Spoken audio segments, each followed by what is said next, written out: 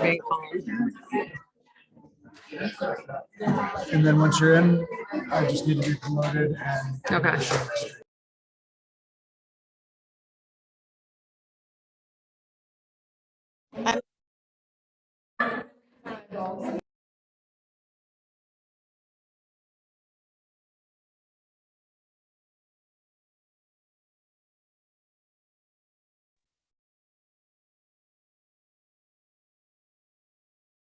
I think I just promoted you.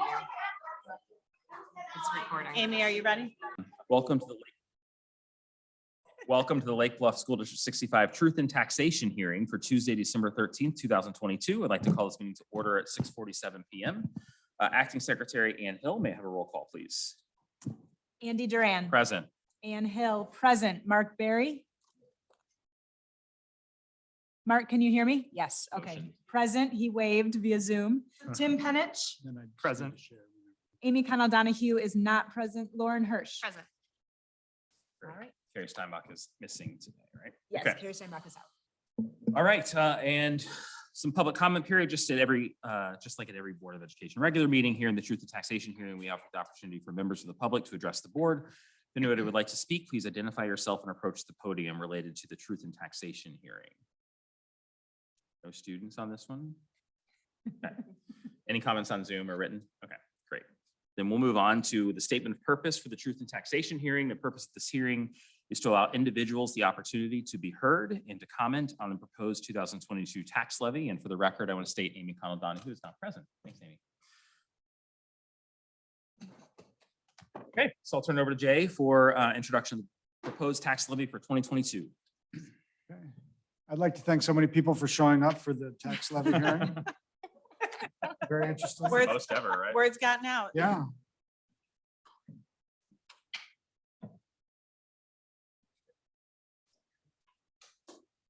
So I'm going to go through. So this is a truth in taxation hearing. Again, we're having this hearing because it is required if the board is going to levy more than 105% of the prior year's extension, which we are this year. We have published a notice in the newspaper, and we've also passed an estimated levy in November. What we're presenting tonight is actually the exact same as the estimated levy, so should look familiar. I'm going to talk a little bit about just how we calculate it, what our projections are, why we need the money, and then go through the recommendation. Just as a quick refresher, this is the amount of taxes that can be levied by the school board is limited by the property tax extension limitation law.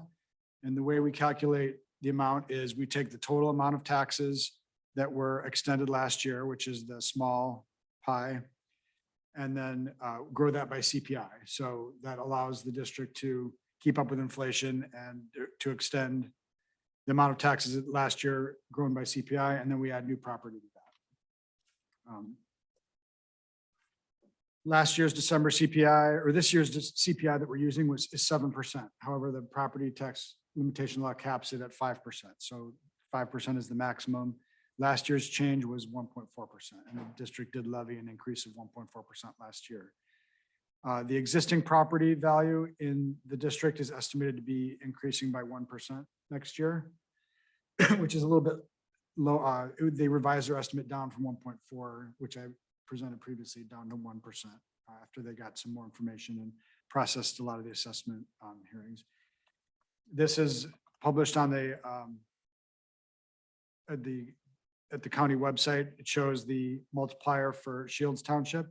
The district is in Shields Township, and the way that they adjust property values is they look at the prior 3 years of market sales, in this case, 2019, 2020, and 21, and then look at the change in those sales and then adjust the 2021 number based on those past 3 years of data. By statute in Illinois, the assessed value is 1/3 the market value. So they're trying to get to a assessment level of 33.3. And so this is how they do the calculation. You can see that this year's multiplier is it's about 1, which is the increase in taxes for existing value for this year. New property is important because we extend taxes on new property, and because these properties were not assessed last year, This is all incremental revenue to the district.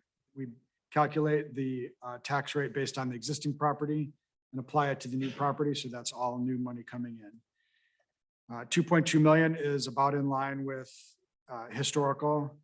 We've ranged really from, a low of 1.3 to a high of 7 or 8, and that 7.9 is when the target development was in place. So on average, we do about 2.5 million, and that's what I have in my long-term projections. Looking at our projections, which I'll show in a second, I've estimated or done a 5-year kind of outlook. CPI, I'm saying the CPI in year 1 and 2 is 5% because that's the cap. And then in the out years, I've reduced it back down to the long-term average of 2%. And I'm assuming 2.5 million of new property a year and a collection rate of 99.5, which is also historical. Those are the biggest impacts. And then I also wanted to point out, we've received a lot of federal COVID money these last couple of years, and that money is ending next year. So we'll get the last of that this year. And that money was to fund not only safety, but also learning loss. And so we're using those monies right now, and going forward, we'll need to use local money to fund those programs. Looking at expenditures, we do have 1 year left in our teachers' contract, so we're using our current schedule in year 1. And then I'm projecting our new contract consistent with past negotiations. Assuming 3% increases for most staff in all years, and looking at for FTE, we're reducing some of the extra COVID staff, but adding more staff to get our class sizes down in certain areas. And then benefits, we have some big increases coming in benefits. Our insurance co-op has not been doing well this year. We've seen a lot of people going back to the doctor after COVID. So there's an increase in procedures, but then also people weren't doing their preventative care. And so we're seeing more cancers and spending more money on diseases, diabetes, things like that, which have health consequences if you don't keep up with your care. So we are seeing, I'm guessing about 10% increases in benefit costs in the next couple of years. Looking at our contracts, because of this high inflationary environment, all of our contracts, the 2 biggest are night custodial and our transportation, projecting large increases. We're having a really hard time keeping drivers, and those costs have been going up double digits, per year, just in order to increase the benefits and the salaries for drivers to try to keep our buses running. We're seeing a lot of additional costs at True North, which is our special ed co-op, not only in tuition costs, but also they're going to be doing some capital improvements, and we're going to be receiving some assessments for a lot of their capital needs. They just brought in an architect and did a long-term capital plan. So some of those costs will be coming. And then we also, as a district, have about $3 million of capital expenditures in the next 3 years to do, including parking lots, air handlers, and furniture. So we've got some capital needs. We can use fund balance for some of that, but we'll also be needing to bring in revenue to cover that. This is due to the new law that was passed, which requires us to present our cash and investment balance. This is just the November ending cash balance. We have $23 million in cash and investments. And that's basically, the number is so high because that's all of the money that we've received. We've received all of our taxes to this point, and now we don't pretty much receive any more revenue for the rest of the year. So we need all of that money to operate and then still have some fund balance remaining at the end of the year. This is given all those assumptions, this is what our projection looks like for 5-year projections. The black line is our fund balance. And so the black line will go up or down based on the difference between revenues and expenditures. If we are running a surplus, we have revenues higher than expenditures, that black line will go up. If we're running a deficit where our expenditures are exceeding our revenues, then that black line will go down. And so this was, you can see with even projecting a 5% increase this year and next year, the black line kind of trends downwards just because CPI is 7%. We're increasing our taxes at 5%. So there's just a mismatch in that. And so over time, if we don't keep up with our expenditures, or if our revenue doesn't keep pace, then we would see a decline in that. We did some we did a few scenarios, what if we did not take the full 5 this year? And you can see that in the cases below, which are different, shown below 5, 5, 2, 2, 2. Those were my initial projection assumptions. That's the top line. If we drop down to 3% in any of the first couple of years, it just has a bigger impact. And, we do balance the budget each year. So this is a long-term trend, assuming we just wind up the district and let it go. And we would make adjustments each year in order to balance the budget. We would have to look at things like staffing and capital expenditures in order to prevent, fund balance from dipping below our operating thresholds, which by board policy are the top and bottom dotted lines at 50 and 30% of operating expenditures. So this is just to say we need the money. We are doing a strategic plan coming up in the spring, and this will identify our priorities. So this is TBD, but so our spending priorities could change. These are ones that I've just assumed, but I think we've got a lot of learning loss needs and we want to increase our social emotional support. And there's a lot of things that the district wants to do, and that is going to take some spending. So that will be factored into future long-term strategic plans. This is also steady state, as I discussed. It assumes things just continue. It does not include any major impacts that are unknowns, like new developments or major legislative changes. And it also we also have continued wage pressure. Inflation, I think, is starting to come down now. So we probably will see one more year of inflation, at least in our CPI, and then hopefully return to more normal spending. So the recommendation from the administration was to ask for, it says the CPI increase, but knowing that it's capped, the full PTEL increase of 5% in order to keep our fund balance within our board policy range and to keep growing our revenue at a pace to try to keep pace with our expenditures. We do want to complete our capital projects, and then this allows strategic flexibility. So during the strategic planning process, we do have the funds to meet the needs that the community comes up with their voices during that process. And then, it's really not too early to start the conversation about next year's levy. As soon as we're done with this, we'll start looking at next year's budget and thinking about the strategic plan in the future and what we want to do for next year. So the recommendation for the levy that would be approved at the voting meeting later tonight is a 5% PTEL increase from 17.3 million last year to 17.45 million this year. And that increase includes the 5% plus 55,000 for new property. And then there's some rounding and some cushion in there because there's uncertainty in that new property number. That gets us to about 17.5 million. And then our debt service extension is actually not part of the levy, but that is part of the taxes that will be billed to taxpayers next year. This is debt service that has been approved by the taxpayers previously. Would get you to a total tax extension of 19.7 million and a tax rate of $2.87 per $100 of assessed value. Okay. Thank you, Mr. Khan.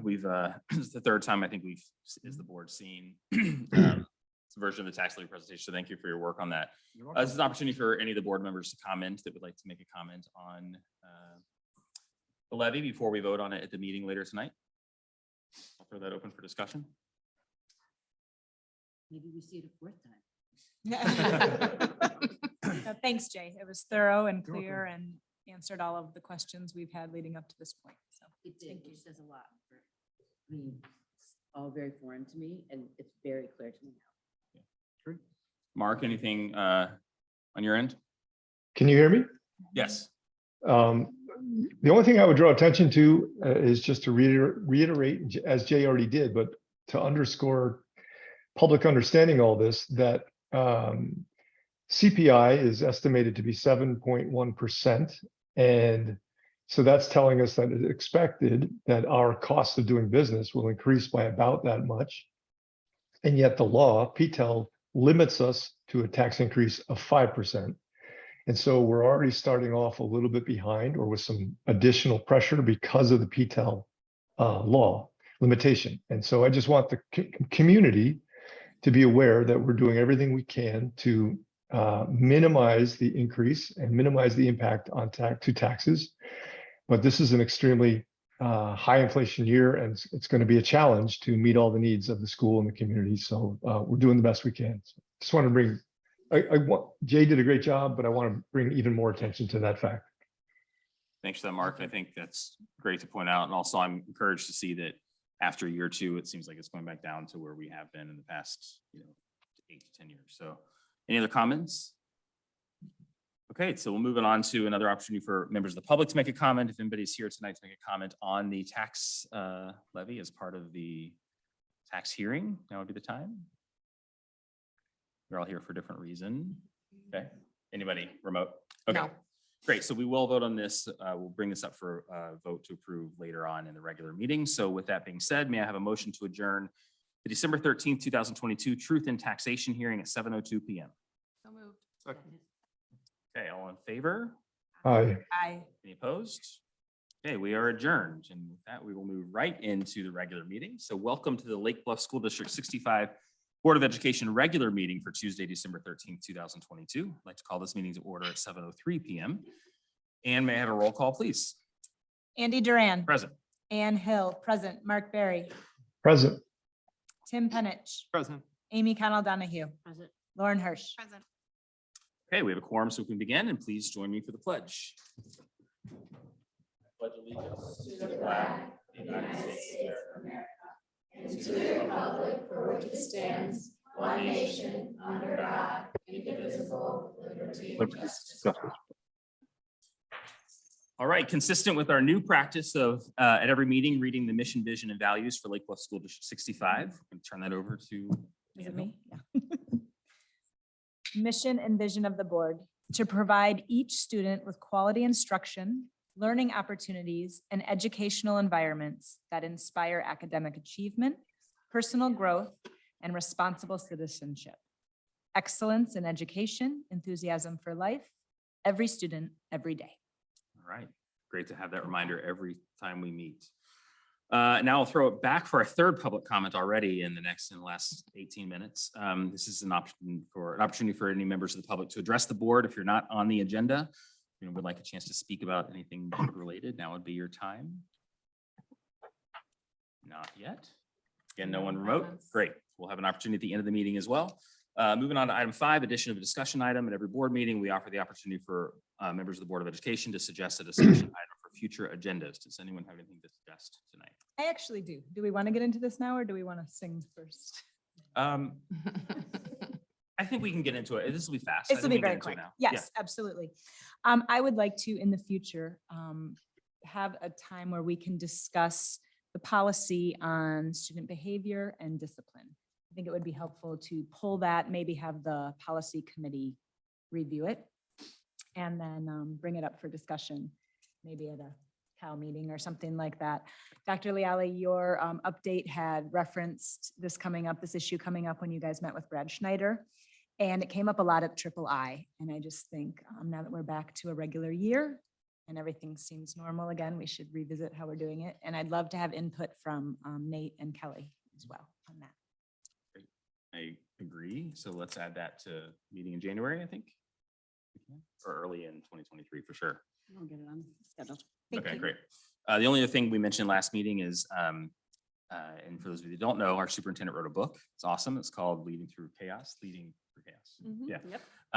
And we want to be able to celebrate that as a district. So I know we talked about adding that to the agenda last time, but I don't think I did it in this section. So let's officially, in this section, add that to a future agenda also for early 2023 to talk how we're going to celebrate that as a district, as a school, and as a board, so, and as a community. So if you haven't had a chance to read it yet, it's really good. All right, so now we'll move on to the report section. We have no PTO or Alliance report tonight, so we'll move right into Ms. Kelly Bay. Or maybe. Oh, you want to go Nicole Nate? first. Sorry, we'll Yep, go Nate we'll first. do Yep, Nate. And thanks. maybe we can go around while they get set up and watch Sure. them this way. Yep. Thank you very much. You know, in addition to having some very talented singers here, they're also very enthusiastic about the truth and taxation hearings. For both, they have gotten their fix of truth and taxation. So now I want to introduce Miss C and our Lake Bluff Middle School chorus students who actually been very busy today. And Miss C, had you planned to mention that? I didn't want, okay, I won't steal her thunder. She'll talk a little bit about what they've been up to today. And we're really excited to have you. Come on down. Okay, go ahead and test our. There we go.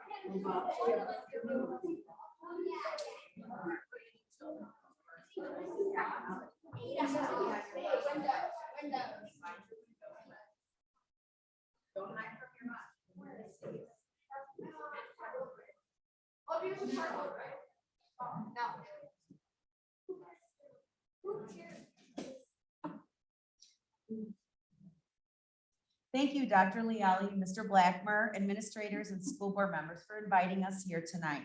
I'm Ann Svitkovich, and here to sing for you is the 6th grade chorus. Many of our students are involved in dance and sports outside of school, so our entire ensemble couldn't be here this evening, but I know these kids here will knock your socks off. Last week, this outstanding group of performers sang in their first ever middle school concert to a standing ovation, and we look forward to earning many more from our community. Today, our 8th grade chorus did 5 outreach performances to bring the holiday spirit to those in our community. It was a rewarding experience for our students to see how they could bring smiles and joy to others through their singing. We are grateful to be in a school and community that values the performing arts. Thank you again for inviting us here, and a happy holiday and new year to all of you here tonight. And without further ado, here is the 6th grade chorus who haven't sung since last Thursday. All right. You guys ready to charm them? Sure. All right.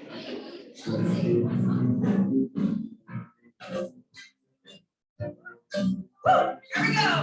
Children, go where I send thee. How shall I send thee? I'm gonna send you one by one for you. Hey, oh, one, born in Bethlehem. Children, go where I send thee. How shall I send thee? I'm gonna send you two by two for Paul and Silas. One for you. Hey, born in Bethlehem.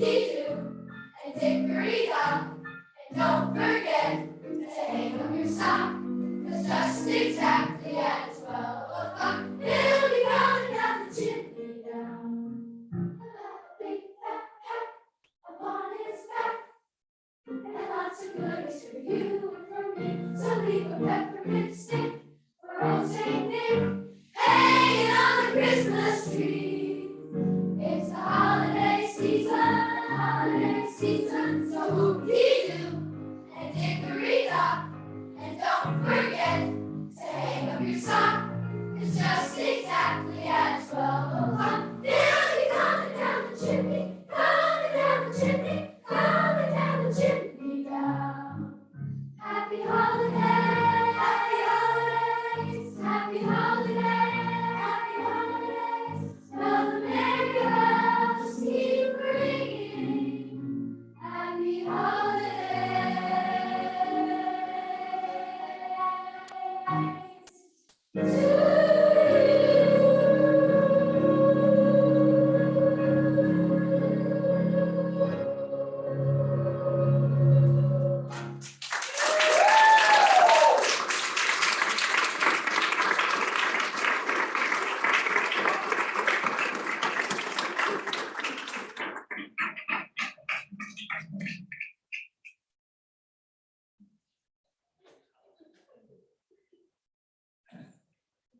So I want to thank our singers who performed tonight, and Ann didn't mention this, but I think it's worth reminding that sixth grade, and all of these are sixth grade students, they practice 15 minutes at lunch once a week. And so I think that's all the more impressive, just how incredible you sounded tonight. It's a great space to hear music, so thank you for being here. We really appreciate it. You're welcome to stay for the rest of the meeting. But I also know you might have to go home and wrap up some homework and that sort of thing, so feel free to make your exit. Thank you, Ms. C. Thank you so much for being here. Thank you.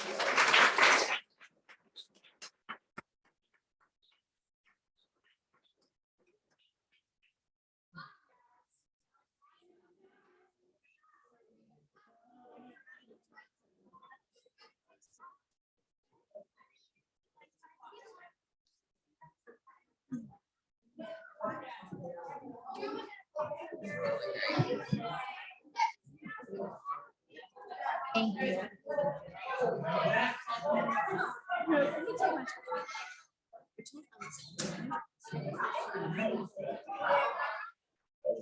you.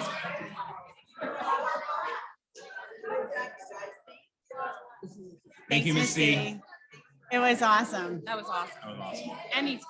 Yeah, seriously.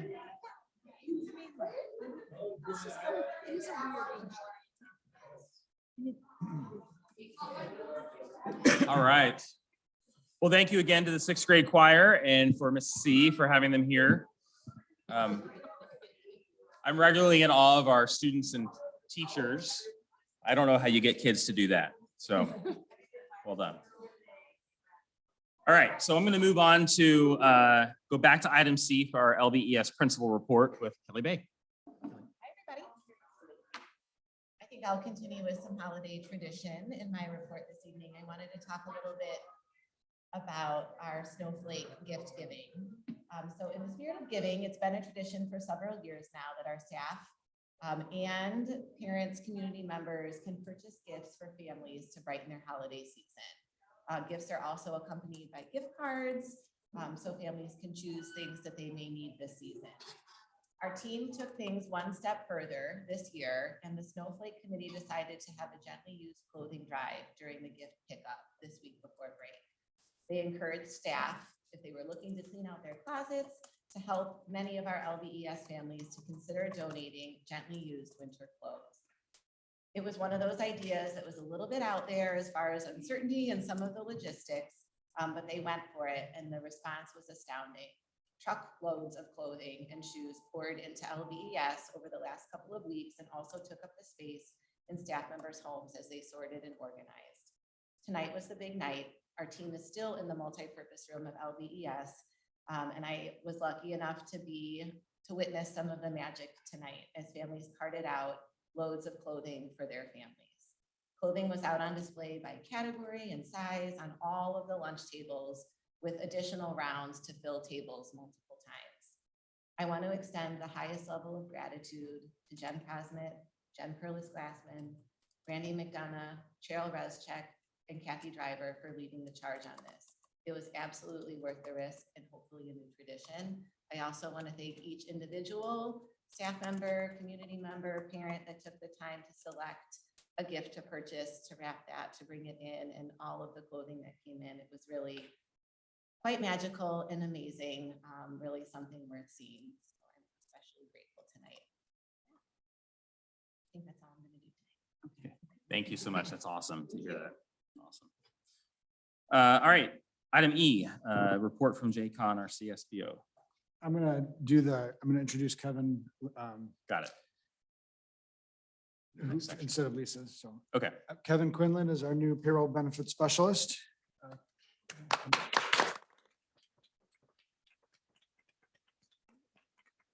Kevin comes to us from Lisle School District 202, where he was the payroll and benefits manager since 2020. He has extensive knowledge of our Skyward accounting system as well as the state pension systems. Prior to that, Kevin spent 7 years doing payroll and benefits for the Village of Franklin Park. He has a bachelor's degree, his bachelor's degrees in psychology and sociology with a minor in Spanish from Purdue University. Kevin comes from a large family of 9 kids. He likes to go to concerts, and though he was not around during the 80s, he looks great in bright colors. Can I We just saw say that the fact that that's the first picture and first introduction we ever had of you is amazing. So, welcome. Kevin has fit right in to the business office, no problem. He's onboarded great and had a nice overlap with Jenny, did 3 payrolls together and was on his own, did his first one on his own today and is doing great. So we're converting from our old Skyward system to a new system and he's got experience in that. He's going to help us with it. So we're really excited to have Kevin on board. Great. Welcome, Kevin. Thanks, Great, Kevin. thank you.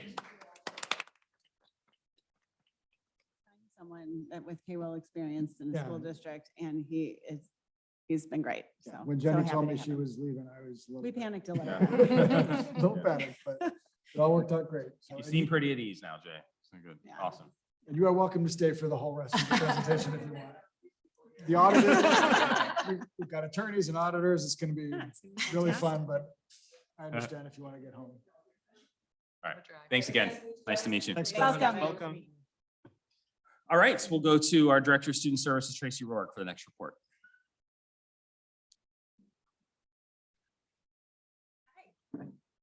So just one item this evening. As an administrative team, we've been spending time reviewing our multilingual programming. This is for a variety of reasons. We've had steady numbers of students coming into the district who are identified as multilingual. We have seen that we have many students who speak English at the lower proficiency levels, requiring instruction in their home language if they're a Spanish speaker. And we know that we received that disproportionality finding, which was not for multilingual students. It was for students who are Hispanic, identified as special education services, but some students do fit into both of those subgroups who are Hispanic and multilingual. So there is some crossover in that area. So in order to take a look at our programming, we've hired a consultant from the Illinois Resource Center. Her name is Maggie Essig. And she began working with our teachers in order to provide coaching support in best practices for instructing multilingual learners. But she quickly found out that many of the challenges with building up our students' language proficiency is more programmatic rather than our teachers needing to build their skills more. We know we have really excellent teachers within the district. So one of the biggest challenges she identified right away is the staffing of our programming. We currently have 2.2 full-time positions dedicated to multilingual instruction. We currently have 78 students requiring multilingual support, and which 55 of them speak Spanish as their home language.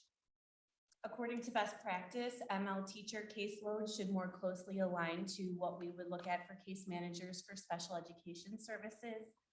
So typically that should be no more than 15 students, really even less than that. We usually make sure that our teachers are more around 11, 12 students. If we use that 15 number just as a guideline, that means we should have at least 5 full-time ML teachers supporting our students.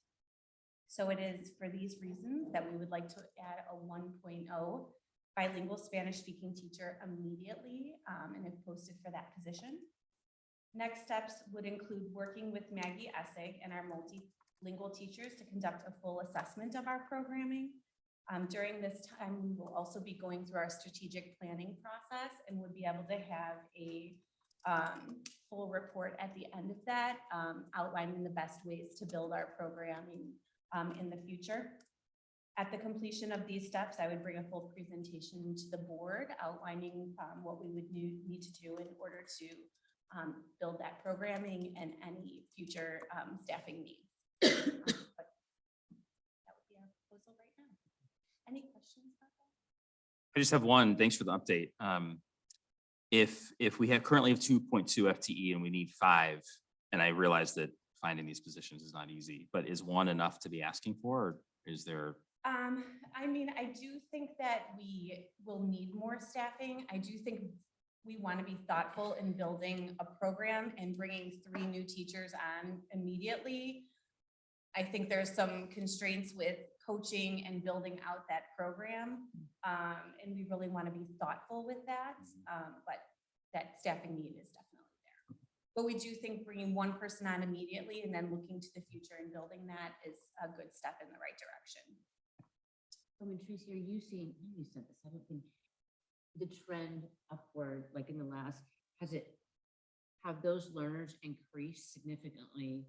So I would say that about 5 to 8 years ago, we were seeing large increases year over year. I would say now, as students leave, we're, maintaining those numbers as more students move in.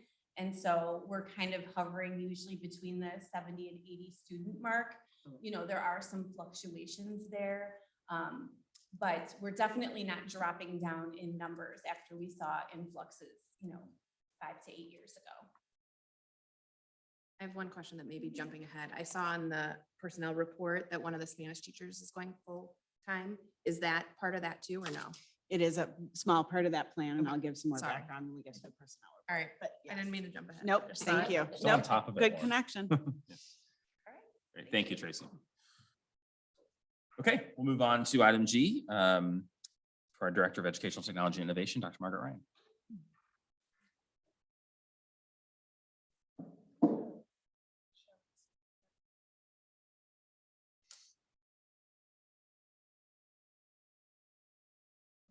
So I'm here to present a little bit about, a little bit of information about transitioning our current website. It's been a conversation we've been having for a little bit of time now, for a couple of different reasons. So we noticed when we were trying to work with the website, both Amy and myself, there was a lot that had to go into maintaining it and some difficulties even managing on the administrative side. There was not a lot of training available and provided at the time, and it was turning into a costly experience.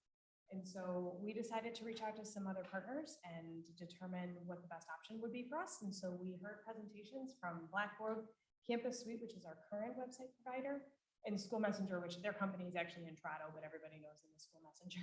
So they provided information and presentations, and we really felt strongly that School Messenger, the Intrado presentation, and the financial cost was our best option moving forward. We are very excited because they're going to create, in particular, a custom app. We're very excited about the custom app, and that's going to be something that the parents and the families and community members can download, and it'll have frequent links right on the front, and you'll see it's really going to be what we want it to be, and we get to design it in that way. That's one thing we're very, very excited about.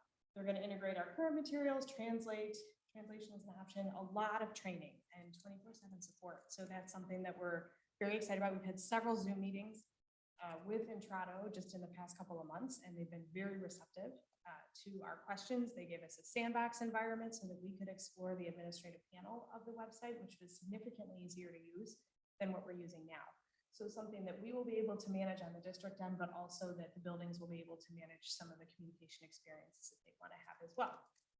It does have ADA compliance monitoring, which is very important to us, and that's something that we always need to be very aware of. In fact, if we're posting things in the Intrado website, you really can't post something without making sure that there are tags associated and alt text and things like that that are really significant to ADA compliance. They also offer a 3-year refresh. So every 3 years, they'll refresh the website, which is also something that's really nice. If we decided we wanted to change any of the template, any of the structure, any of the custom graphics, we can do that. And then again, we're saving about $1,350 annually on posting compared to what we're doing now. You might also notice that School Messenger, we are also using the School Messenger Communicate tool. So we're currently using that. We're working through that and actually expanding our usage of that now that we're getting familiar with it. And that will eventually roll in. So it's nice to actually have one company that's going to be providing all those resources for us. Wanted to share other districts, some websites, and you can look at these. I'm going to pull them up now, but you can also look at them. They're in the packet. But here, for example, you can see some of the navigation. All the navigation is going to be different on the different websites. So, but they will customize graphics for us and the design that we decide that we want to have on our website. So everybody likes to do it differently, which is kind of nice, right? So they're very willing to customize. So feel free, you can look through some of these websites and see kind of what they have and how they have structured it, and then you'll be able to see it. We're really pleased with the calendar feature, some of the linking feature, and again, just in general, some of that navigation that we'll be able to provide in the next step. I strongly recommend the custom apps. And so this is actually just a list of custom apps, and this is through the Google Play Store. But if you go into the Apple, if you're on an iPhone and you go into the App Store, you can search for schools. So I've downloaded probably 4 of different schools at custom apps just to check out the navigation. So I do strongly recommend doing that. I think I downloaded Waukegan and Blue Springs. And if you just search for the title of the school district, it'll pop up and say custom app, and you can download it and take a look. That's the best way to have that experience, is to kind of tap through it yourselves and see what it is. So I strongly recommend doing that. We're very excited about that feature. And what you'll see in the apps is that there's a lot of opportunities for parents to link to all of our resources, to Power School, to Pushcoin, to anything that they may need access to. And we get to decide what those are going to be. So we're pretty excited about that. And our timeline, we are looking to start developing content once we come back in the new year, and working very closely. We work very closely with School Messenger to design the template that we're going to be using for that content. We do plan on having both websites fully activated, not necessarily live, but fully functional at the same time. So we're going to maintain the Campus Suite site while we're also looking and maintaining a little bit more privately the new site, so that we can ensure that we're able to navigate. And then we're expecting to be ready to launch July 1st, 2023. Any questions? I don't have a question, but I think this is great news. Thank you. I'm more excited about this than I can even articulate. Yeah. It's been, Yeah. we've had many conversations about just finding like school start times and things. Yeah. So this The calendar, The Pushcoin. will be awesome. There's a big list. So Yeah. it's something I always have to, but yes, we're very excited. What we've seen has been very impressive from its Tahoe's part. So I have a question. Oh, go ahead, Mark. 2 questions, really. One is this something that requires board approval? And 2, is there startup costs on top of the annual contract fees associated with this? So there is the startup cost, actually, whether or not we had decided to revise the Campus Suite site and go forward with that, that was also going to be a significant cost, a higher cost, as a matter of fact. This cost is about $4,000 to do the setup fee, whereas Campus Suite was, I think, $6,000, and Blackboard was even more than that. And so we're gonna do the $4,000 up front, and then it ends up being a total of about $2,400 annually after the first year. And you said it's a savings of $1,300 a year? It's Yeah, so it pays for itself in 3 years, roughly. Plus it includes the app too. And the app, yes, the app is included in that. So right now with Campus Suite, annually, it's about $3,800. And so we are gonna be cutting that down to $2,450. And then eventually, not this year, but we'll also roll the Communicate tool into the same invoice and the same package in a way. And because right now they're separate, they're gonna have to remain separate for this year. No, we don't have to pay till. And board approval is not required? This is below, the contract value is below the threshold, which requires board approval. So no, it's not. Okay. I appreciate you bringing it to our attention. It looks good. Anything else? And there's no cost till the 2023, till our next, We launch. we launch it. Okay. The next fiscal year, so. Great, excellent. All right, thank you, Margaret. Awesome, okay. On to my report, I just have 2 quick things. Number 1, just congrats to Ann Hill and Laura Breakstone for being slated by Vote Lake Bluff, in addition to myself, to be the slate for the next board election in April. So happy to serve again with you, and we're happy to welcome Laura into the fold. Just lastly, happy holidays to our teachers and staff. Hope everyone and students, hope everyone can enjoy the break. And it's been a long, stressful few months and really few years, and just hope everybody can take a break, be with their families, and just enjoy some downtime. So, and thanks for everything our teachers do and our administrators do and our staff do every single day for our students. That's it for me. Congrats to you as well, Andy. Oh.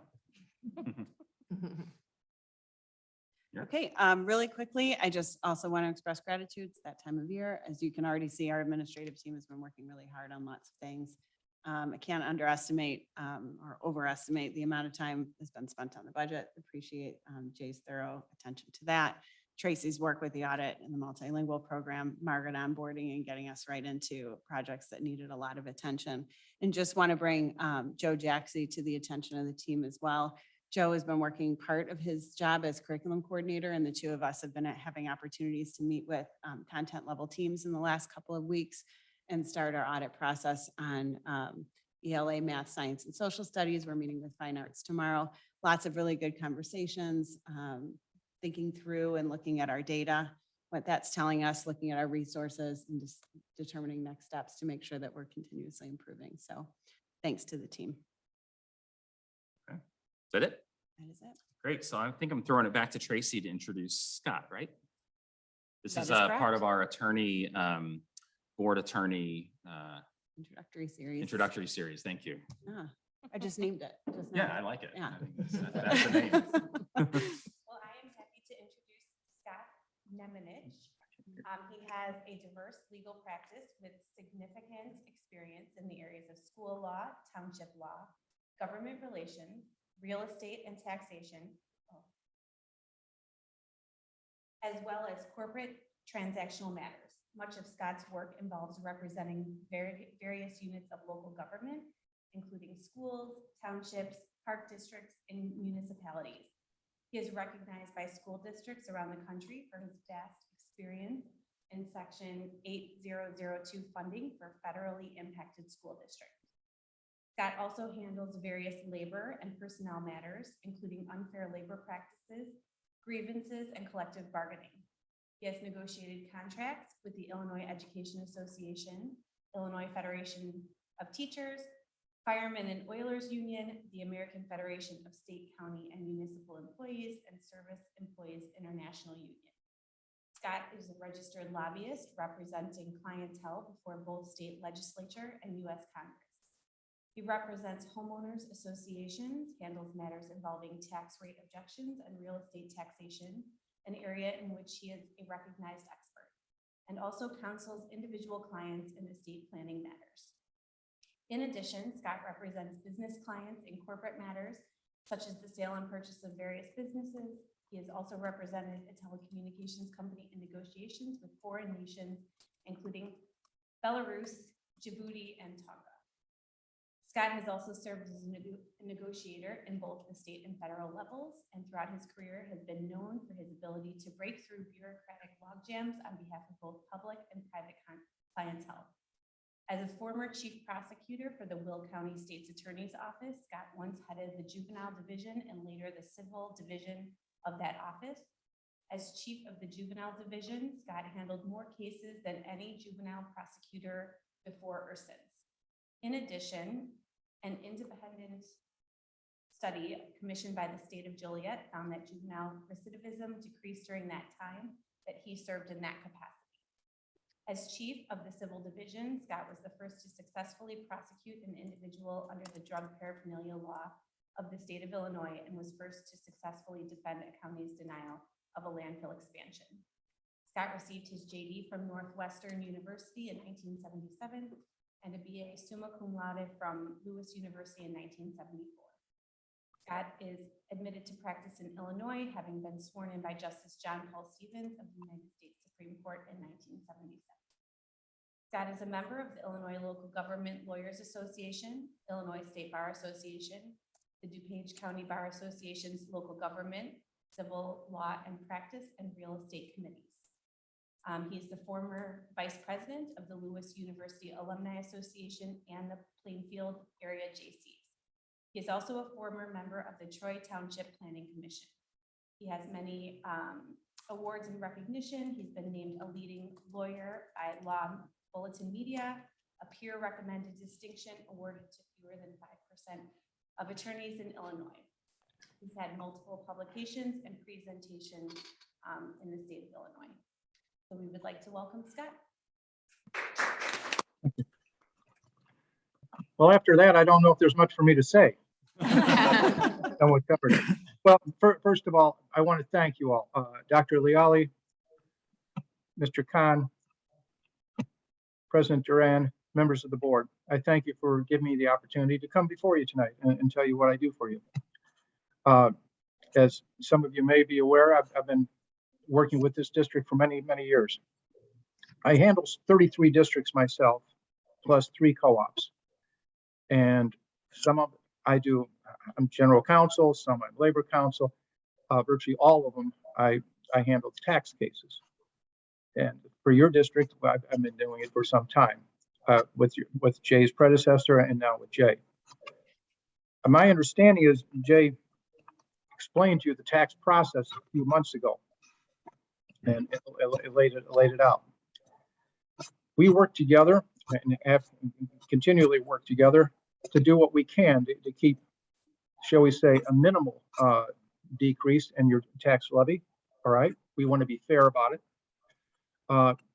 Mr. Berry, you said something during the truth and taxation hearing that I thought was very important.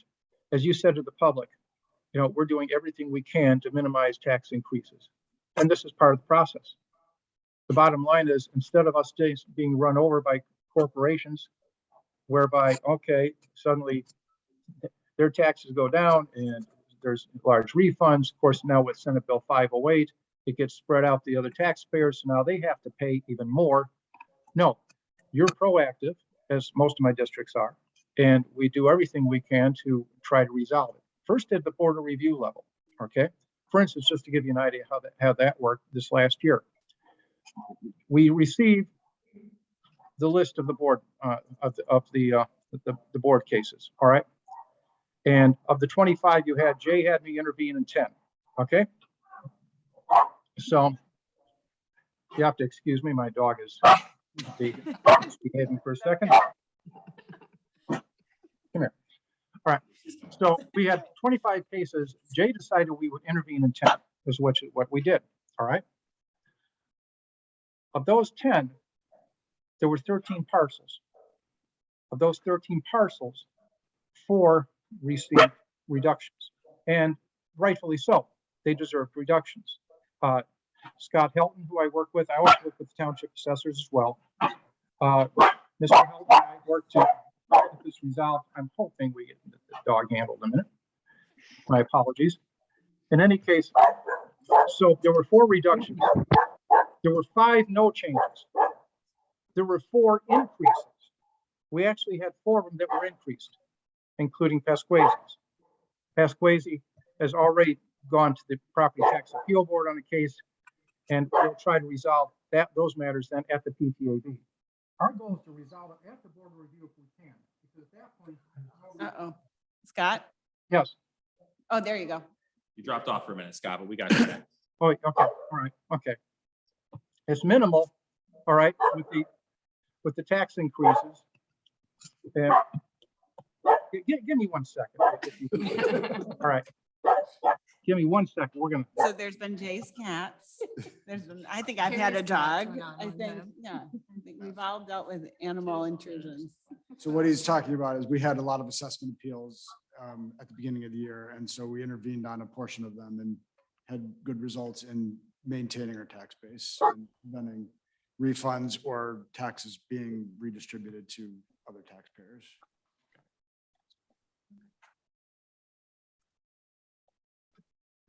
Does anyone have any questions for him? Because we can do that too. My hip is going to be worn out just doing that. So, can you hear me now? A little muffled. Is it better now? Yep. Okay, okay. I don't hear you real well, but can you hear me all right? Yes. Yes. Yes. Okay, all right. So like I say, we try to resolve it at the board of review. If we can resolve it there, and there's no refunds spread out among the other taxpayers, and frankly, then they deserved the reduction if we feel if it's proper. Otherwise, we challenge it and we fight it. And like I say, in this case, you had of these 13 parcels, 5 were no changes and 4 we actually increased.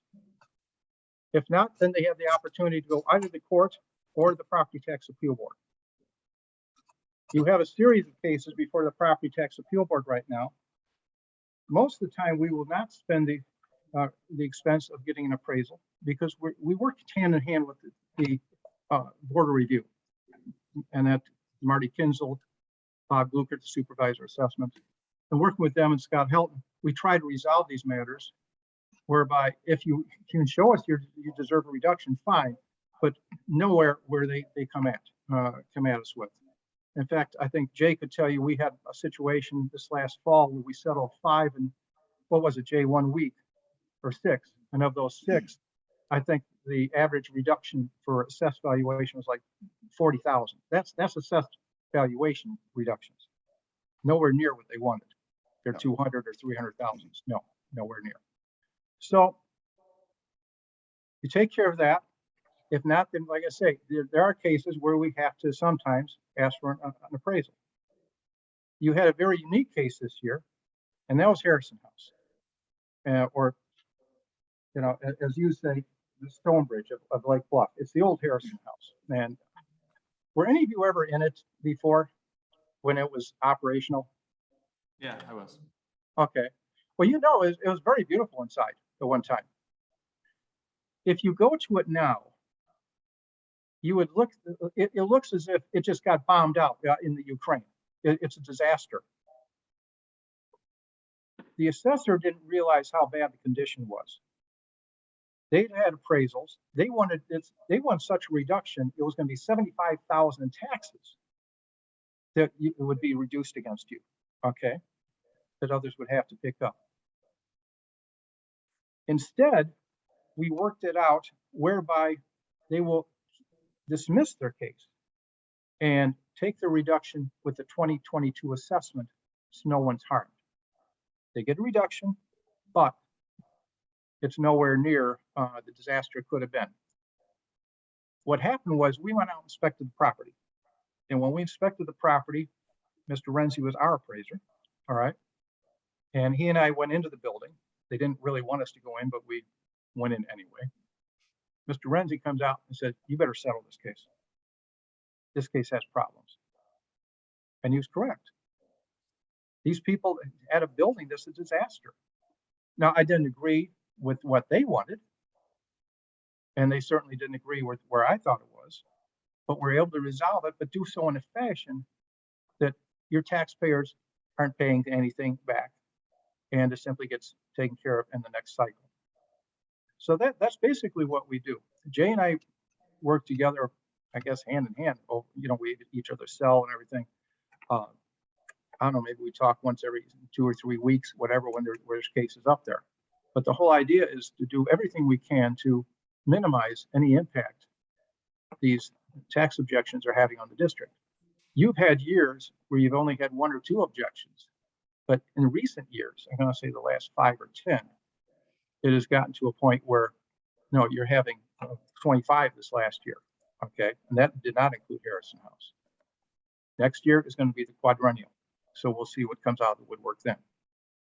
But that's basically what I do for you on a day-to-day basis.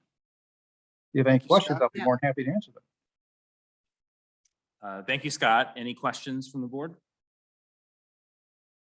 Jay or Lisa, any comments? No, we just appreciate your work on behalf of our district. Well, Thank you. Well, thank you. And I will say it's a pleasure working with Jay. Not every district has people who are as astute in the tax area as Jay is, and it really helps. And it makes my job a lot easier. So I just want to say thank you for the quality of people you, the board, bring in and have continued to bring in over the years. So That's nice if there's to any hear. other questions, I'll be more than happy to answer. My apologies for the dog. He evidently got out of the room. Sounds very That- cute. And I can't, my problem is I cannot walk very fast right now. That's why I'm not there tonight, because I, had hip replacement surgery a week ago, so. Oh, wow. Oh, wow. Well, thanks for joining us this way, and go Yeah, find that We dog. appreciate it, and we appreciate all you do for the district, and we hope you're feeling better. Thank you. Thank you, Scott. I'm Thank you, Scott. feeling a lot better, but I'm not fast yet. Now it's good. And I will It tell may you, take a little time. if you have hip replacement surgery and, the doctor says it's a walk in the park, don't believe him. No such thing as a walk in the park with surgery. No. So, well, like I say, I won't keep you any longer. If you have any questions, anything you want from me, if you want any documentation, whatever, please feel free. All right. Thank you. Thank you, Scott. Thanks. Take care. You have a Take good care. evening now. You You too. too. All right. Till later. Bye-bye.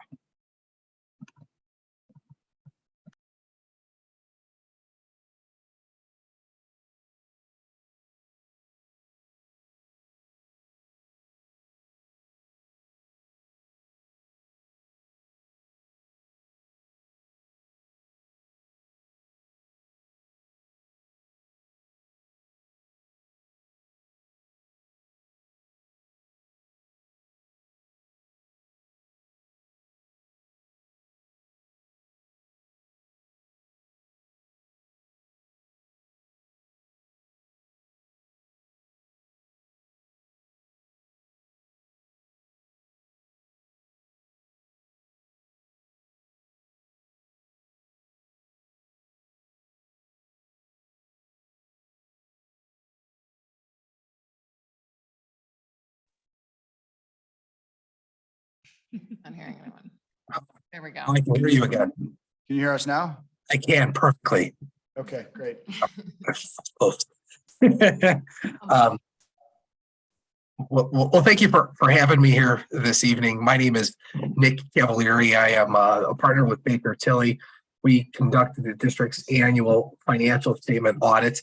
It's my understanding that the board has copies of the annual comprehensive financial report. Sorry that I wasn't able to make the meeting last month. I had a little bit of a personal matter come up. And, I also want to thank you for letting me come tonight to speak remotely. I'm actually out of town, but I wanted to briefly go over the audit process and the results of our audit, and then just provide kind of a general overall statement regarding the financial position of the school district at the end of June 30, 2022. So we conducted our audit of the district's finances.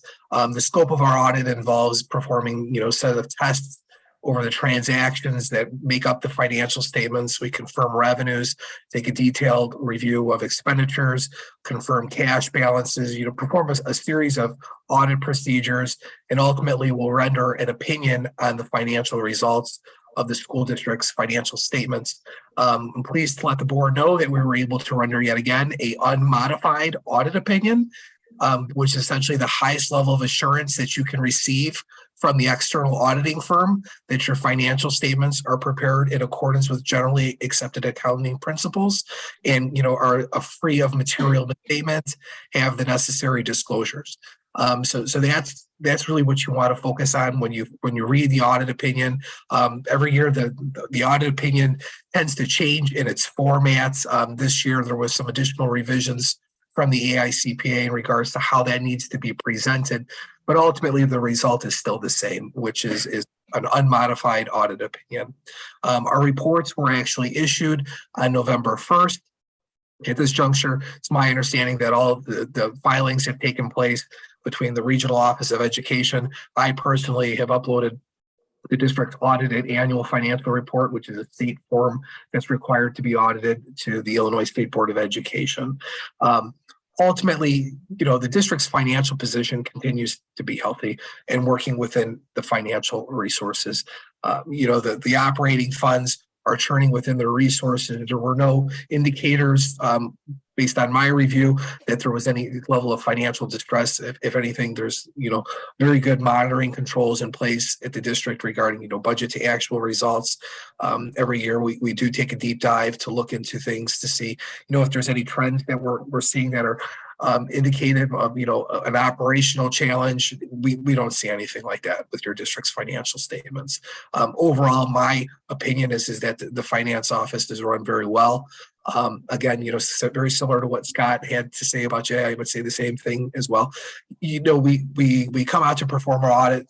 The district is very well prepared to receive us in our requests. We ask for a lot of documentation. The financial statements require a great deal of input to prepare in accordance with governmental reporting standards. And then the district also prepares what they call an annual comprehensive financial report, which has additional schedules regarding the history of the district, a forward-looking transmittal letter that's prepared. All these additional schedules take time and they're all well prepared, free of error when we receive them. So, accolades to the business office for doing such a nice job in that regard. One of the other things that we do when we conduct the audit is we plan it to address risk. So the way we plan our audit is we will perform a series of walkthroughs to gain an understanding of the internal control environment that's present at the district so that we can plan and design our audit procedures to address risks. That we will render an opinion that's correct. We don't miss an error in the financial records. During that process, if we identify any risks that we believe are important to bring to the attention of the board, or in another light can generally not catch a material error from being detected by management, we would report those to the board. I'm pleased to let the board know that, again, we did not have any matters come to our attention during the course of our audit that warranted reporting. So in that regard, there were no matters mentioned as well in our reports. Be more than happy to take any questions on the annual comprehensive financial reports results, questions on the audit process at this time. Thank you, Nick. Any questions? We've all had a chance to review it for a few weeks now. Lisa? I just want to also highlight Tammy Robards and Jenny Sikora, who are part of their business office as well, and now Kevin. And I think it's a testament also to the fine work of the business office that Jenny Sikora has moved into a similar position, moving up in the finance world in a district from being here. Jay's been able to be a good mentor for her, and I'm sure she'll continue to go on and do great things where she's at. So congratulations to everyone that's a part of it. Great. I'm not seeing anything else, so I think that's it. Thanks, Nick. Thank you, Nick. Yeah, thanks for Thank you. taking time out of your evening to join us tonight, Nick. I Oh, appreciate it. it's my pleasure. Happy holidays, everyone. Take care now. You take care. Thank you. Next item for discussion is the follow-up from our III conference that was held back in November. So the goal tonight is to discuss information that we all received while present. So throw that over to Kristen. Yeah, so the III conference is a conference that's put on by the Illinois Association of School Administrators, the Illinois Association of School Business Officials, and the Illinois Association of School Boards. So those three organizations put on the conference. It really is tailored towards those three groups in the sense that there's a lot of information regarding business office issues, board policy, administrative procedures, and those kinds of things. So I think it's always a good idea when we have board members attend that conference, along with members of our administrative team, that we talk a little bit about the sessions that we were able to attend and in some cases present on. Jay, I know, presented, Andy and I were able to present on Super Eval, which is the superintendent evaluation software. I was able to attend some finance presentations, as well as some discussions on other issues related to school governance. So a good opportunity for anyone to, I think we had 5 members of the board there. I saw a great presentation that really stuck with me. And now I'm listening to his it's not so much of a blog, but I can't read enough about what he has to write. His name was Dr. Bolton, and I can't. Oh, Doug Bolton. Yeah. Mhm. I was gonna say, I couldn't remember his first name. And about safety in schools, and just looking at it differently. And so that has really turned me on to read as much as I can about that. So it's been interesting. He's great, and he works locally with a lot of districts as well, so. I was in that same presentation with Amy, and that one has really stuck with me too. And the title of it, I guess, was about safety in schools. But what it really turned on was discipline in schools, right? And how that's being held or how that has traditionally been handled and different ways of handling it to make kids feel involved and belonging and sort of a rehabilitation take on discipline as opposed to a consequence take on it, right? And how the data there really shows that that makes kids in schools safer when everybody belongs. But what was super interesting about it, his presentation was very interesting, but also was all the community discussion afterwards. Tim, you were in there with us also, right? And how do you reconcile this data and what's good with kids with also with the community ones, right? Because the community is still sort of in this place where they want consequences and action. And then there's data showing us that maybe there's different ways to go. So it was really, really interesting conversation and really a big part of why I wanted to add discipline and student behavior to our agenda as well to talk about. Talks a lot So- about alienation and the profile of historically people who have had those breakdowns and done terrible things. And it's just very different than anything I've seen before, I'd say, Yeah. or listened to before.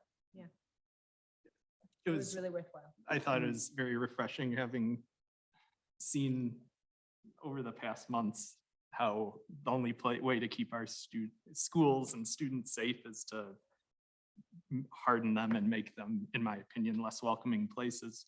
But it was great to see someone talk about it from a different perspective. And he went through, the school safety costs and different initiatives, and after Columbine, things that the Secret Service discussed, and it was talking about similar things to what he was talking about, not necessarily what everyone seems to be spending money on. So I thought it was a great presentation. And yeah, I was glad I was able to go to that. And there was also another presentation I went to on onboarding new board members, which from my own experience, I thought it was a great orientation.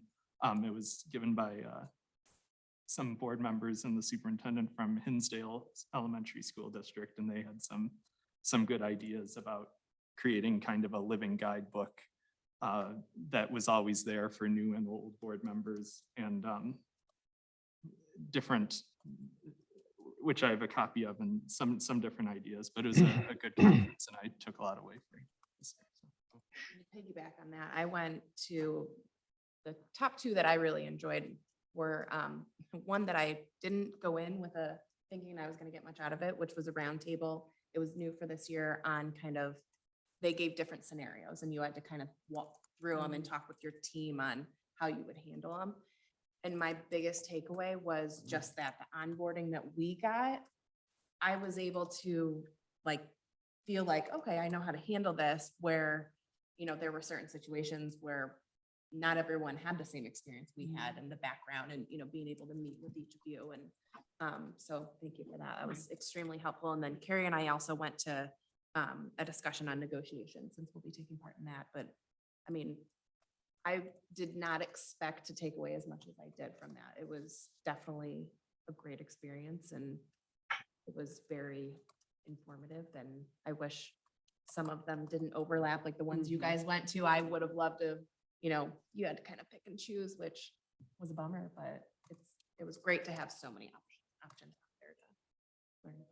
Well, none of you came to our presentation, so I don't know about that. They Just- know how great We it already is. knew what you were gonna talk Yeah. about. Just kidding. Glad you know this. I will say the one thing that that from the presentation we did together is, when I came on the board, I kept hearing two biggest jobs you have are hire and evaluate the superintendent.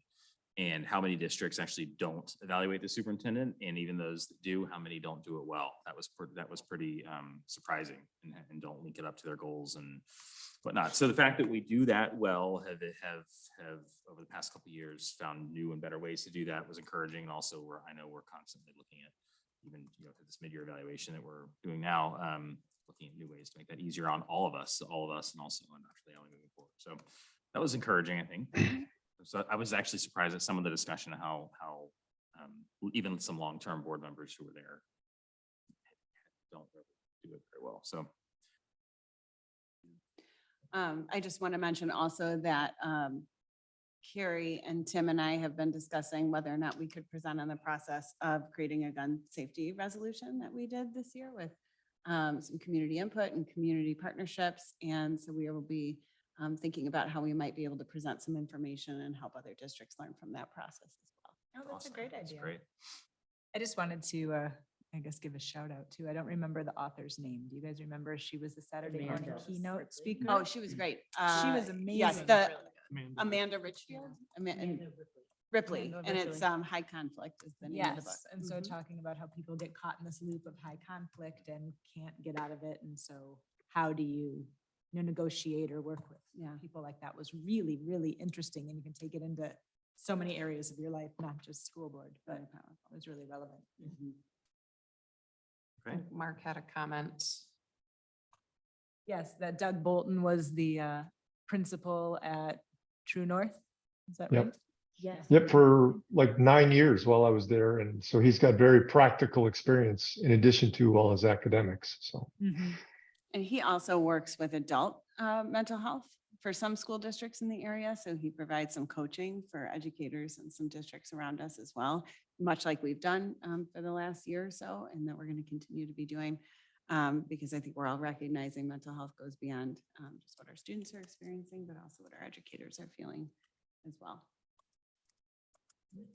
Anything else? I'm glad you guys got so much out of it. Next November. Okay, moving on to Dr. Lealy, you are going to give an update on the strategic plan.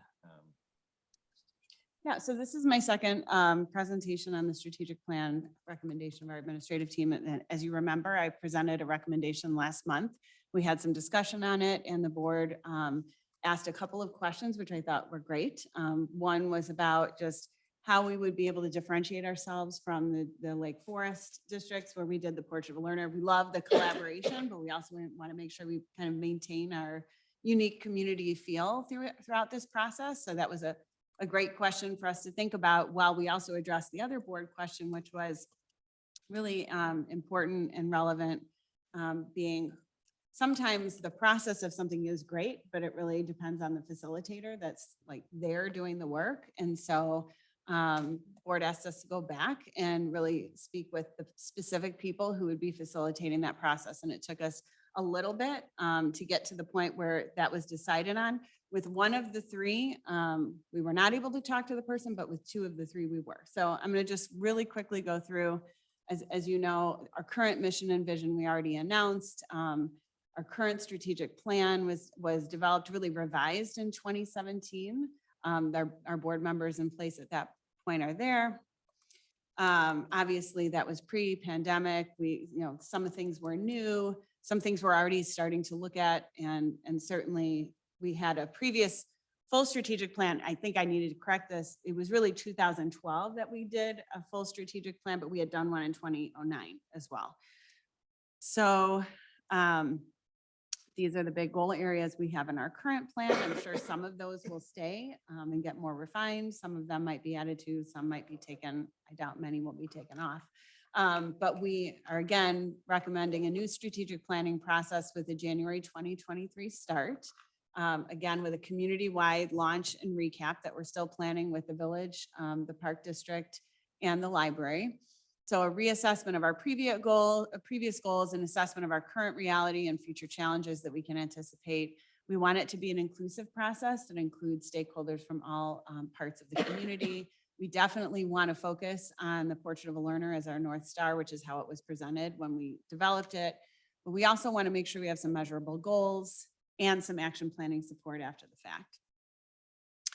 As you recall, I initially interviewed 3 potential partner organizations: Battelle for Kids, which is the one that we engaged with for the Portrait of a Learner; HYA, which is the one that is leading the process at True North currently, that just finished up; and CEC, the Catalyst for Educational Change, which is an organization I've had experience with in the past.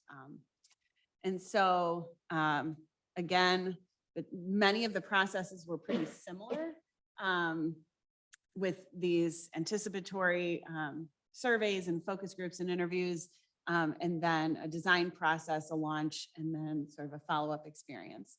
As you remember, I recommended initially Battelle for Kids at a cost of $46,000. We have already paid the $13,000. Andy and I then met in the last few weeks between the last board meeting and now with the facilitator who would be helping us with that process. Stephen Fuji is the one that helped us with the Portrait of a Learner. Stephen is no longer with Battelle, so it did take a little bit of doing to figure out who might be available and who would be recommended to work with us on this. And we were able to meet the consultant for that and ask some of those questions of her. And it was a good conversation. I think I'll explain a little bit more in the recommendation what the thought process was around it, but I appreciate them bringing their consultant forward to talk with us. With HYA, the cost was a little bit higher, but obviously we didn't engage with them for the Portrait of a Learner.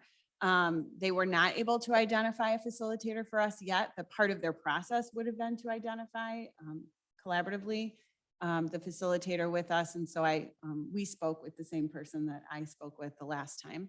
And we got an overview of kind of what that process looks like. And then finally, we were able to speak with CEC, review this plan, and at a cost of $23,000 base, and then the additional coaching that I talked about last time would be a grand total of a little bit like $12,000 less than Battelle for Kids. So I want to start by saying that I appreciate all three coming back for a second, third conversation sometimes with us. And it was enlightening to speak with the specific facilitators that were chosen, or if they were not able to choose, to just have another conversation about what the goals are for it. And I'm coming back tonight with actually a recommendation to go with CEC.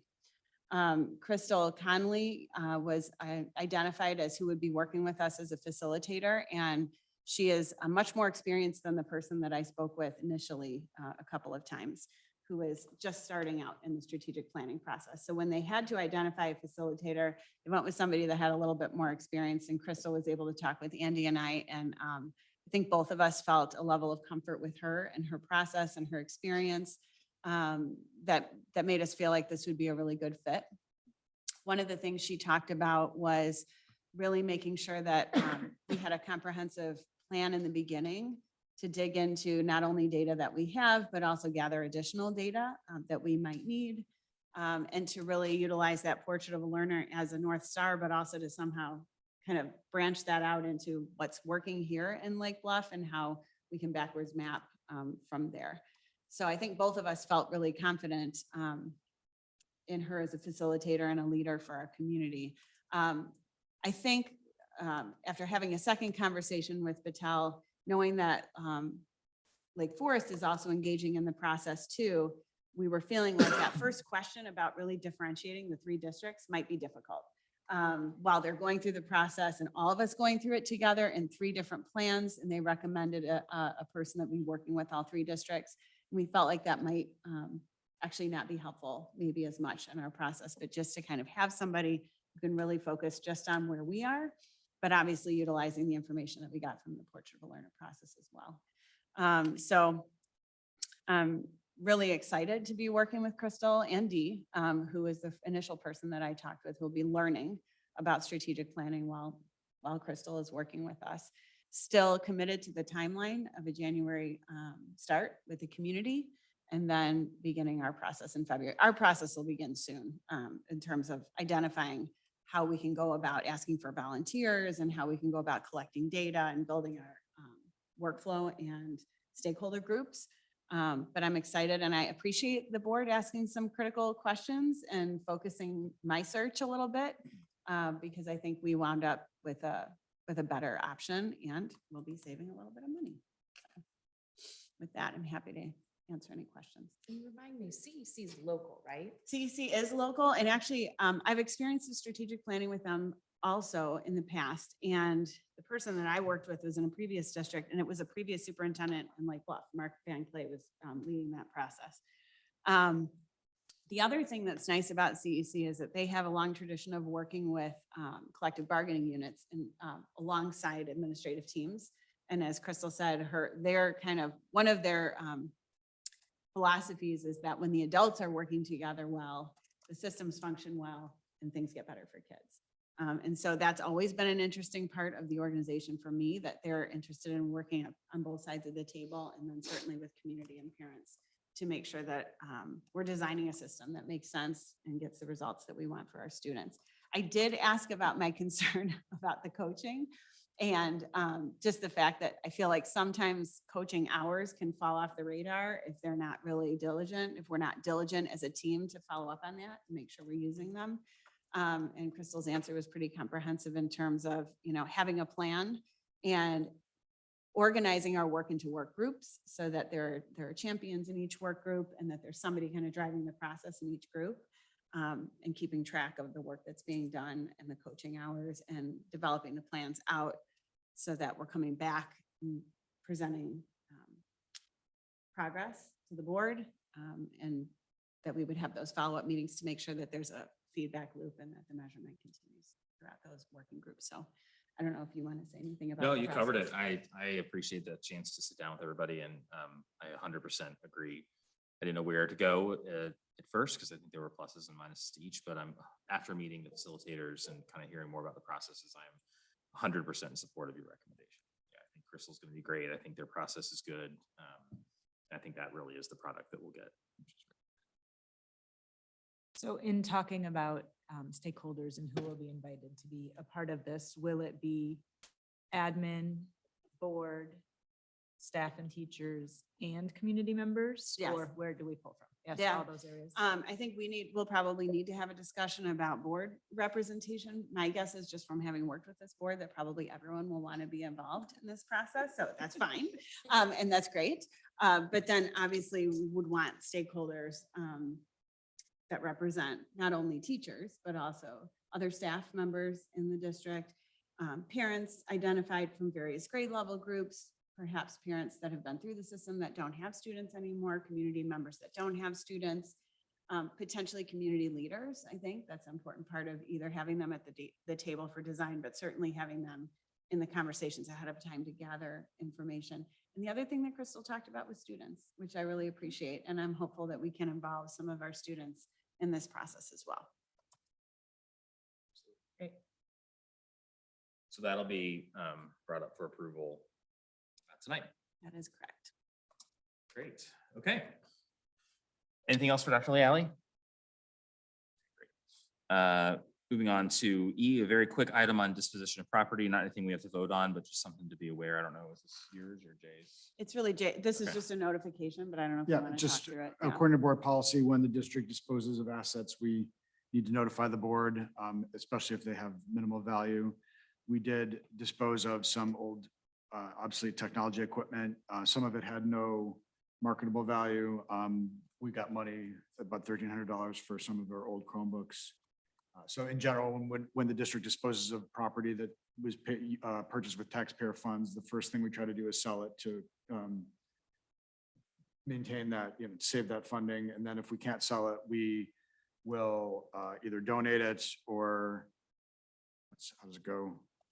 Recycle it or then scrap it. So that, like, in that order. And so we just disposed of some equipment and we're just notifying. Thanks, Jay. Keep it with you for item F as well, the money market for Wintrust. Yes, so I would like to open a money market at Wintrust. This is at Lake Forest Bank and Trust. This is where we do our banking.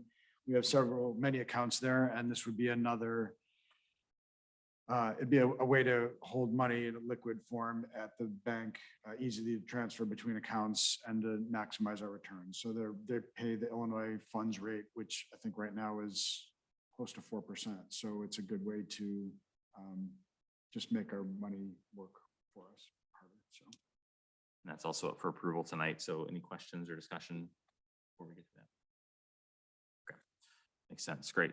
So then let's move on to our action items for this evening. The first one is finally here, the certification of the 2022 tax levy after lots of information sharing and discussion. And thank you, Jay, for all of that. So tonight we bring it for approval, as the final presentation was tonight at the Truth in Taxation hearing at 6:45. So may I have a motion to approve the certification of the 2022 tax levy as presented by administration? So moved.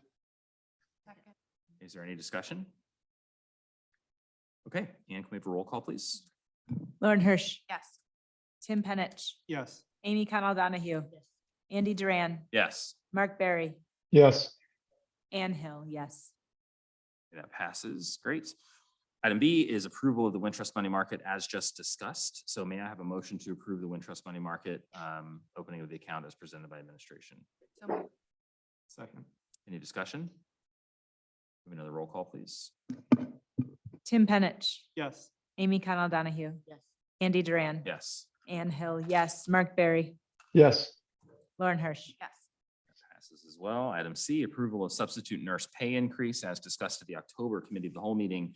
This is to increase our substitute nurse pay to $200 a day, which will be retroactive to November 1st, 2022. So may I have a motion to approve the substitute nurse pay increase as presented by administration?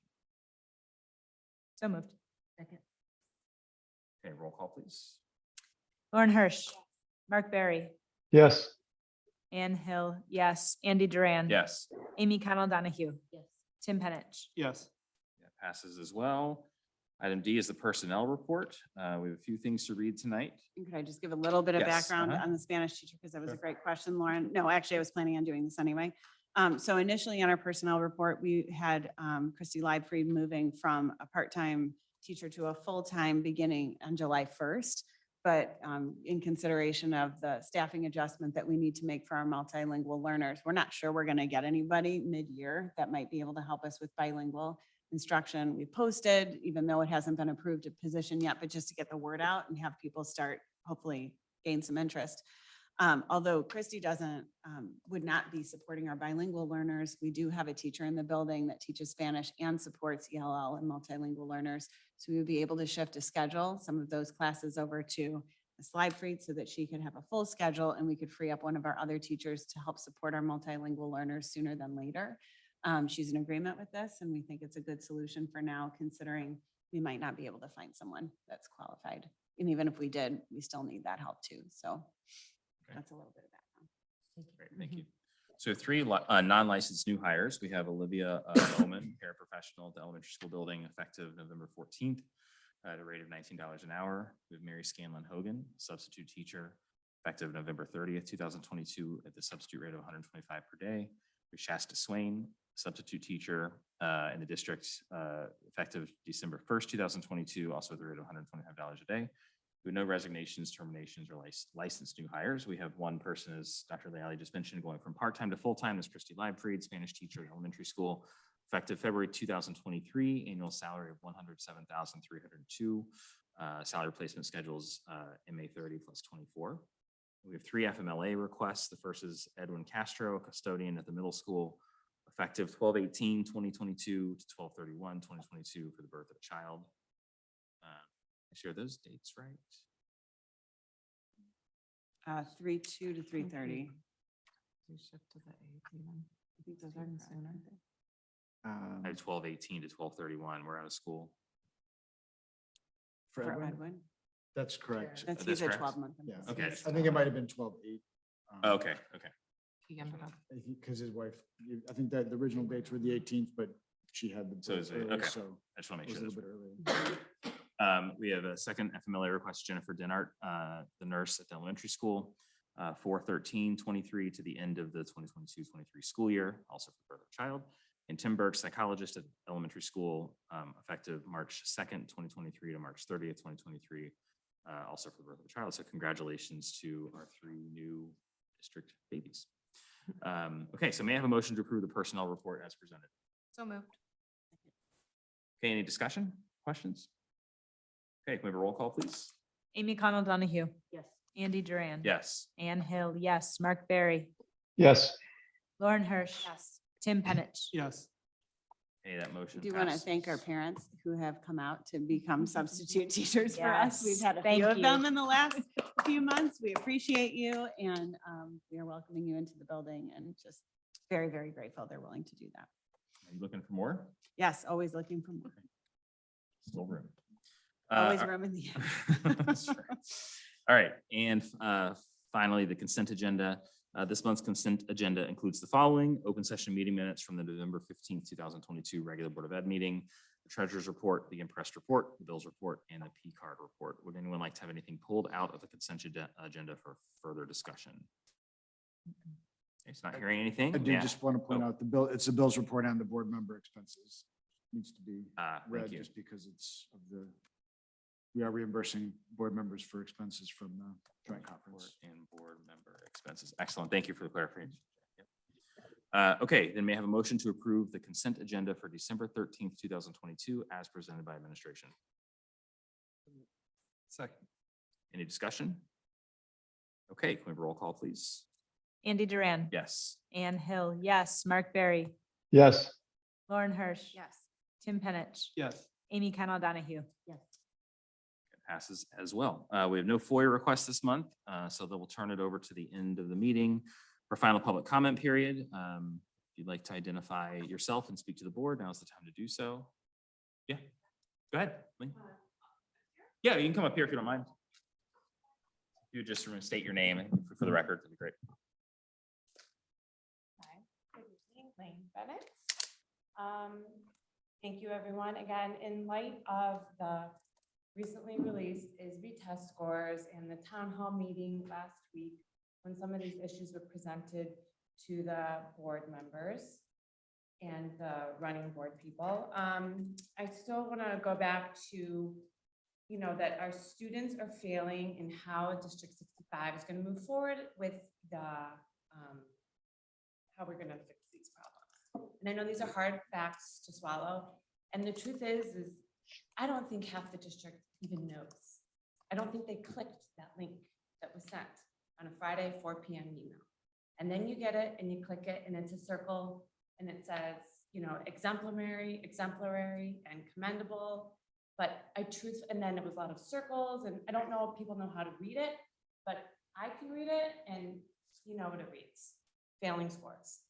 So I want to focus on that. And I know addressed tonight was the strategic plan moving forward, starting in January.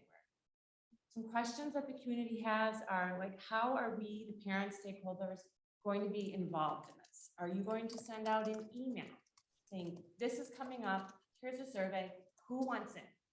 Is there a category you want in on? I heard that the Thrive Committee is being dissolved and absorbed into this.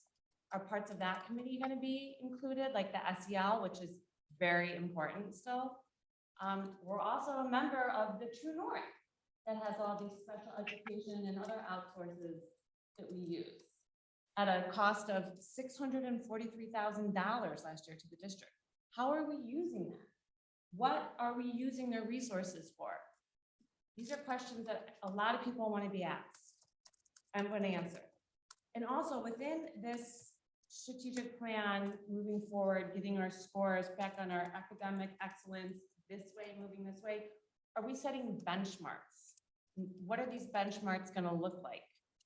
Are they going to be, you know, how are we going to gauge this? Not by growth? Are we going to see, is it going to be growth? Or are we going to see like numbers? Okay, also too, the website, this new website is going to be very, I mean, I'm so excited. And I know I feel like a lot of the parents don't know what is going on because they're out of the loop.